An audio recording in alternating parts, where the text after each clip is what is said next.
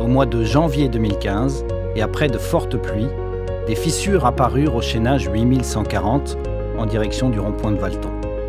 Ces fissures se sont rapidement amplifiées, conduisant le gouvernement à fermer la route. Afin de rétablir la circulation au plus vite, les autorités ont immédiatement ordonné la construction d'une route temporaire en amont du secteur endommagé. En parallèle, afin de définir les causes du sinistre et les modalités de réparation, la RDA mandata en mars 2015 le bureau d'études sud-africain ARQ, spécialisé en géotechnique. De nouvelles investigations de sol furent lancées. Face aux enjeux et à la difficulté de la problématique rencontrée, le bureau d'études coréen KEC fut également mobilisé. Ce sont les préconisations de ce dernier qui furent retenues.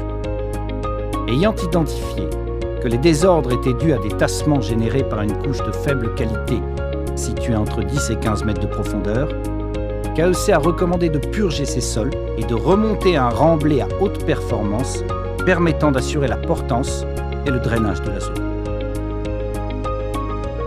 Fin 2016, la RDA lança un appel d'offres pour la réalisation de ces travaux de réparation. L'entreprise Transinvest fut déclarée -10 ans et les travaux démarrèrent en mai 2017. Ces derniers comprennent 340 000 tonnes de déblais, 40 000 tonnes de couches de drainage, 230 000 tonnes de remblais, 10 000 m² de chaussées à structure lourde, ainsi que la totalité des équipements de sécurité. Ceci représente plus de 20 000 trajets de poids lourds et 200 000 heures travaillées. Durant les travaux, au mois de juillet 2017, de nouvelles fissures apparurent au niveau de la route de déviation. Bien que mineures, leur localisation coïncidait avec les précédentes ruptures de 2015. Cette similitude a alerté l'ensemble des intervenants. Une nouvelle déviation fut construite en partie aval, permettant de développer le phasage de travaux et de sécuriser le trafic. Inquiet par ce comportement de sol anormal, Transinvest a proposé de retrouver les outils d'instrumentation géotechnique abandonnés dans le sol en 2015. Les mesures et interprétations de ces appareils conclurent à un possible glissement de terrain de grande ampleur.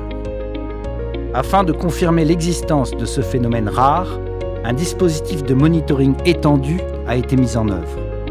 Les informations recueillies à travers ces 7 inclinomètres, 6 piézomètres, 42 cibles topographiques et 25 sondages géotechniques ont permis de statuer sur l'existence d'une rupture profonde activée en période de forte pluie. Face à la complexité des faits, la RDA a sollicité en janvier 2018 l'expertise du professeur Magnan, géotechnicien de renommée mondiale. Ce dernier, après un important travail de compilation des données, a confirmé que l'origine des désordres était liée à un glissement profond généré par la présence combinée de sols médiocres et de poussées hydrostatiques. Afin de sécuriser la zone, le professeur Magnan a imaginé clouer la partie instable du glissement au rocher, tout en diminuant l'influence des eaux souterraines sur le remblai. En pratique, le professeur transforma ces clous en pieux de gros diamètre et confirma que le dispositif de remblai initialement prévu permettait de réduire les pressions hydrostatiques. Les calculs de détail furent confiés au bureau d'études français CEREMA. Les travaux de réalisation des pieux furent confiés à l'entreprise Sinohydro dans le cadre d'un appel d'offres ouvert. L'entreprise devait réaliser 2 rangées de pieux de 200 mètres de longueur, comportant 191 pieux de 1 mètre de diamètre et d'environ 25 mètres de profondeur. Au total, cela représente près de 5 km de pieux, 10 700 tonnes de béton et 700 tonnes d'acier. Les travaux ont commencé en septembre 2018 pour s'achever en février 2019. Une fois le glissement profond stabilisé, Transinvest continua les travaux de remblai, d'assainissement et de reconstruction de la chaussée.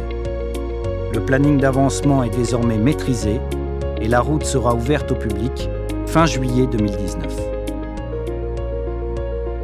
Il aura fallu plus d'1 an pour identifier le phénomène de grand glissement, définir les mesures de stabilisation et les mettre en œuvre.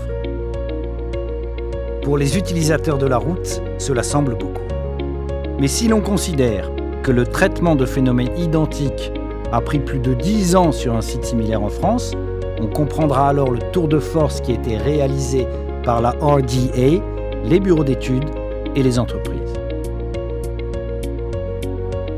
Nous espérons que ce film vous aura permis de mieux comprendre les enjeux et les difficultés des travaux de réparation du chantier de Ripaille. Bonne route à tous les automobilistes.